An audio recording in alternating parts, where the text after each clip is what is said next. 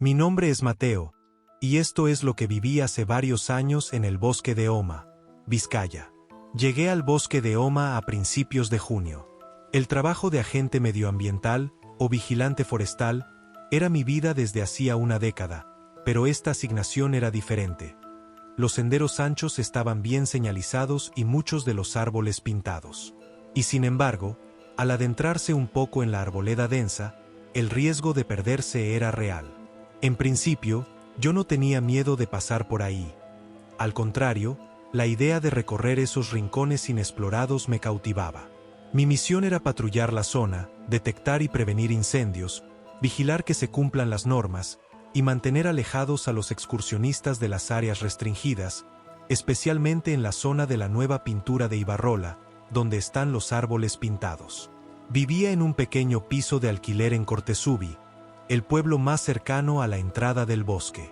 Era un lugar tranquilo, y tener que desplazarme cada día me permitía separar la soledad de la jornada laboral de mi vida personal.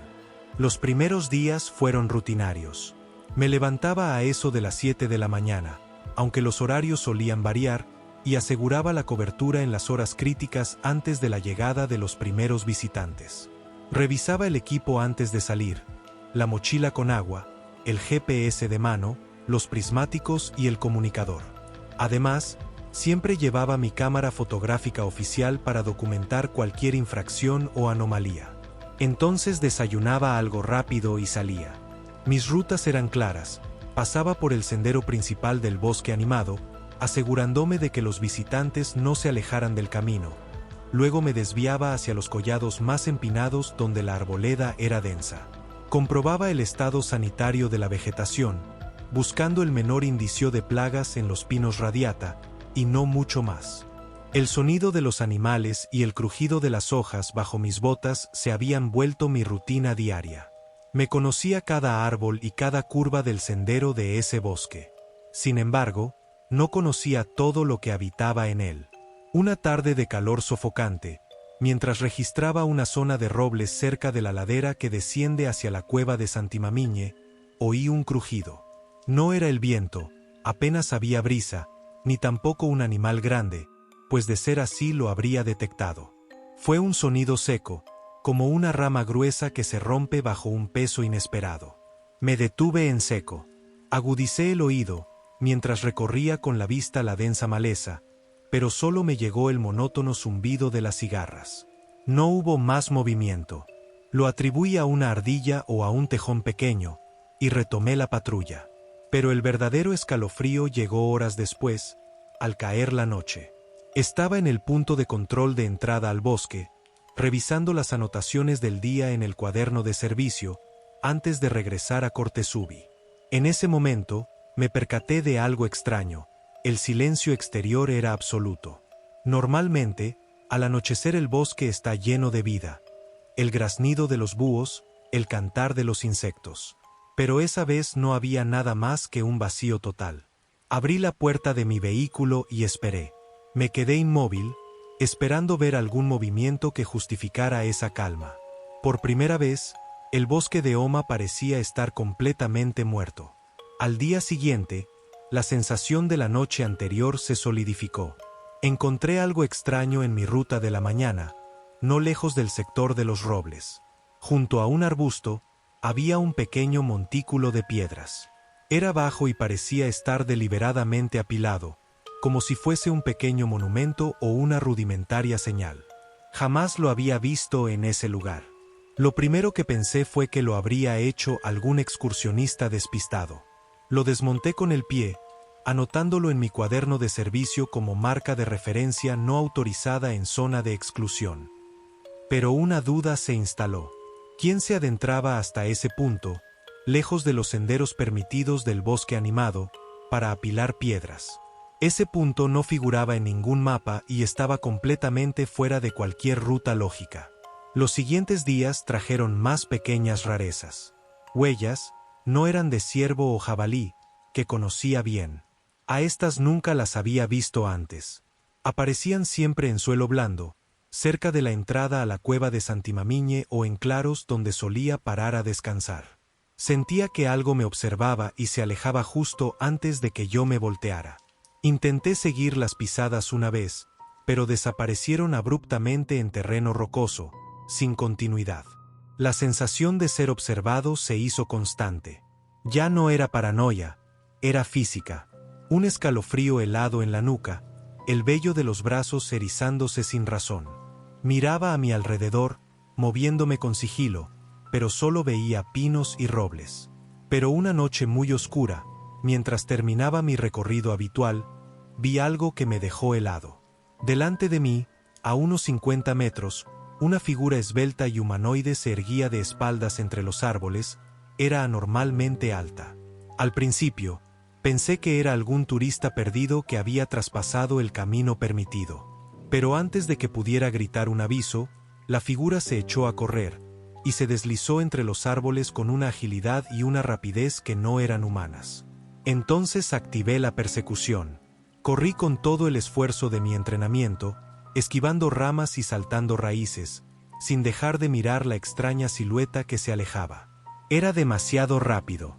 No lograba distinguir su forma con claridad, solo una sombra alargada y oscura que se movía como el viento. La adrenalina me cegó. Estuve corriendo sin parar por lo que pareció una eternidad, y entonces, de repente, la figura se desvaneció tras un denso conjunto de vegetación. Me lancé hacia ese punto ya sin aliento, con los pulmones ardiendo y las piernas temblando. Al atravesar los arbustos, se abrió un claro, y me encontré con un lugar conocido, la entrada de la cueva de Santimamiñe. La figura ya no estaba. Solo había un silencio profundo y frío que emanaba de la caverna. Justo en el centro del claro había un árbol enorme, con el tronco grueso.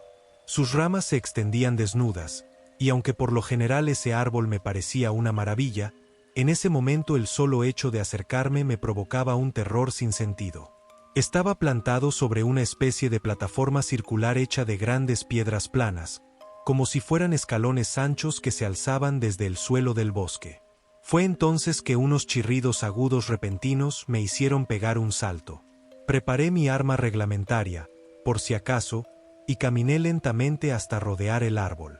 Metido en la ladera rocosa y oscura, se encontraba la entrada a la cueva. Era un agujero negro y siniestro entre las rocas cubiertas de musgo y follaje espeso. Pero la entrada a la cueva de Santimamiñe no es un simple agujero, es un bien patrimonial protegido. El acceso está siempre sellado por una pesada verja de hierro forjado. Es una barrera física y burocrática infranqueable. Pero ahora, esa verja estaba abierta. No forzada o dañada, sino simplemente entornada, como si alguien hubiera pasado y no se hubiera molestado en cerrarla. El chirrido que había oído un momento antes no había sido un animal. Había sido el sonido de esa gruesa reja al moverse sobre sus bisagras oxidadas. El miedo me golpeó con la fuerza de un puñetazo en el pecho.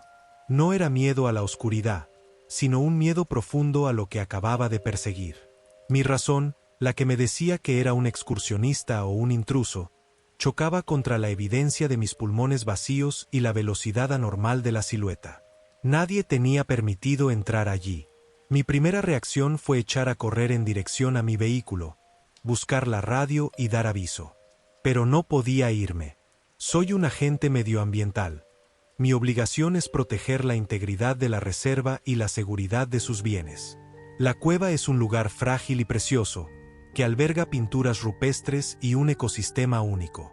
Si un intruso, o esa cosa, había entrado, la amenaza a ese patrimonio era inmediata.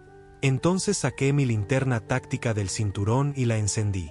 La luz blanca cortó la oscuridad de la boca de la caverna, pero solo reveló más sombras. El aire que salía de la cueva era frío, con olor a humedad, piedra mojada y tierra vieja. Recuerdo cómo mi mano temblaba mientras sostenía el arma, y mi corazón latía con fuerza. Tomé una respiración profunda, e ignoré la voz que me gritaba que huyera. Tenía que entrar. Alto, agente medioambiental. Salga de inmediato, dije, pero solo el eco lento de mi propia voz regresó de las profundidades de Santimamiñe. Sin esperar más, crucé la reja abierta y me adentré en la oscuridad total. Enseguida, Me encontré caminando sobre la pasarela de rejilla metálica instalada para proteger el suelo original de la cueva. El piso de metal perforado sonaba ligeramente hueco y resonante bajo mis botas, amplificando el más mínimo crujido.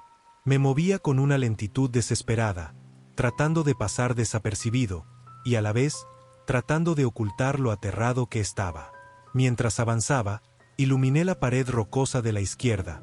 Mi luz se detuvo en algo familiar y completamente fuera de lugar.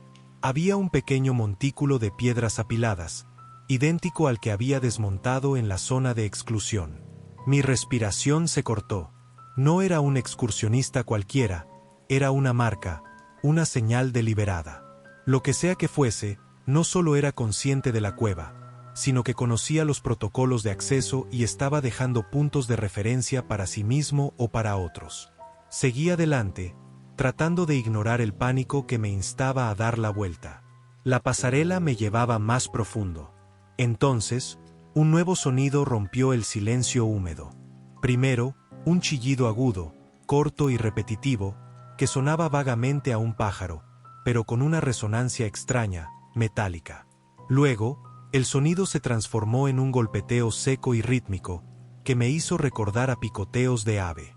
Llegué a una sección de la caverna donde la pasarela terminaba abruptamente en una escalera metálica, que descendía hacia una cavidad inferior más oscura. El sonido, ahora mucho más fuerte que antes, provenía de abajo. Me aferré a la barandilla con fuerza, y sentí el metal frío en mi mano sudada. Avancé cautelosamente hasta el borde y me asomé. Dirigí la linterna hacia abajo, siguiendo el rastro de los picoteos que se hacían frenéticos. Mis músculos se tensaron y mis ojos se abrieron de par en par, intentando dar sentido a la forma que mi luz había capturado. Ahí estaba, al final de la escalera, en el oscuro foso inferior, la silueta extraña y alargada que había perseguido en el bosque estaba inclinada sobre algo en el suelo de piedra. Su cuerpo era espantosamente delgado y desgarbado, de pie sobre patas finísimas y articuladas que terminaban en garras negras y afiladas, como las de un ave rapaz gigante. Esas patas no pisaban, sino que se enganchaban a la roca de la cueva. Sus brazos eran largos y huesudos. La superficie de su piel era lo más inquietante. No era suave, sino que estaba cubierta por una capa de filamentos oscuros y desordenados, como si tuviera un plumaje ralo, áspero y enmarañado que absorbía la luz. Pero la cabeza era la peor parte. El negro absoluto de su rostro se extendía hasta un pico largo, curvo y aterradoramente puntiagudo. Era un pico que no inspiraba la idea de comer semillas, sino la de rasgar y perforar. Parecía hecho de hueso pulido y brillante, y se curvaba hacia abajo desde su frente. Sobre ese pico, resaltaban los dos ojos blancos, ciegos y gigantescos, que no tenían calor ni vida. Era un horror con forma de pájaro, y se sentía como algo sacado de una pesadilla. Mi mente profesional, entrenada para identificar amenazas, colapsó en ese instante. Lo que estaba viendo no tenía un código en mi manual. Mi cuerpo, que había estado a tope de adrenalina durante la persecución, se quedó en huelga instantánea. Intenté gritar, pero la garganta estaba seca y bloqueada. Intenté levantar el arma, pero mi brazo derecho se había convertido en un peso muerto. Mis piernas, firmemente plantadas en la rejilla de metal de la escalera, se habían transformado en anclas inútiles. La criatura seguía inclinada, ajena a mí, y el espantoso ruido de picoteo continuaba. Parecía estar consumiendo algo en el suelo del foso. Y entonces, sin previo aviso ni cambio en su postura corporal, el monstruo levantó la cabeza. Fue un movimiento lento, antinaturalmente pausado. Su pico dejó de golpear la piedra. Los ojos, esos orbes blancos y ciegos, cruzaron el foso, treparon por la escalera de metal, atravesaron la oscuridad y se fijaron en mí. Esa mirada, ese silencio total entre nosotros que duró una eternidad, fue lo que finalmente rompió el shock. No fue un acto de valentía, fue el instinto animal más puro. Mis piernas dejaron de ser de piedra. No pensé, simplemente me di la vuelta, con una urgencia que me hizo tropezar en el primer escalón de la escalera metálica. No recuerdo haber subido la pasarela, Solo recuerdo el eco del metal bajo mis botas mientras corría hacia la luz de la entrada. Disparar no se me pasó por la cabeza. Ni siquiera sé si el arma reglamentaria hubiera servido contra esa cosa. Lo único que quería era aire fresco y distancia, toda la distancia posible. Salí de la caverna y lo primero que hice fue girar sobre mis talones, buscar la pesada verja de hierro y cerrarla de golpe. Saqué mi juego de llaves de servicio, encontré la correcta a ciegas y aseguré el candado. El clic de la cerradura fue el sonido más seguro que había oído en toda mi vida. Me aparté de la verja y me quedé allí, apuntando con mi arma al metal frío y oscuro de la puerta. Estuve quieto por lo que pareció una hora, jadeando, con los pulmones aún quemándome por la carrera, esperando escuchar el sonido del metal cediendo o el chirrido de las garras en la roca. No hice la llamada. ¿Qué iba a reportar? ¿Que un pájaro gigante de pesadilla había violado la cueva? Mi entrenamiento me decía que asegurara la escena. Mi instinto me decía que corriera hasta Cortesubi y no volviera a mirar atrás. Y justamente eso fue lo que hice. Llegué al piso en Cortesubi y lo primero que hice fue ir al baño y vomitar. No fue hasta las primeras luces del amanecer que tuve la suficiente calma para llamar a mi supervisor. No le hablé de la criatura. Simplemente reporté un fallo de seguridad grave en la verja de Santimamiñe, que había sido encontrada abierta. A la semana siguiente, solicité un traslado urgente, alegué motivos familiares y de salud. Mi historial era intachable, y mi petición fue tramitada rápidamente. Fui un profesional dedicado durante una década, pero no estaba entrenado para proteger el patrimonio natural de eso. Hoy, a pesar de que han pasado varios años, a veces, el sonido de un pájaro nocturno en la distancia me hace pegar un salto. Y cada vez que veo una sombra esbelta proyectada de forma extraña en una pared, siento el escalofrío en la nuca. Sé que la criatura sigue ahí, en la profundidad de esa cueva. Yo no sé qué era, pero sé que en mis turnos, me seguía por detrás sin que me diera cuenta, y me vigilaba por alguna razón.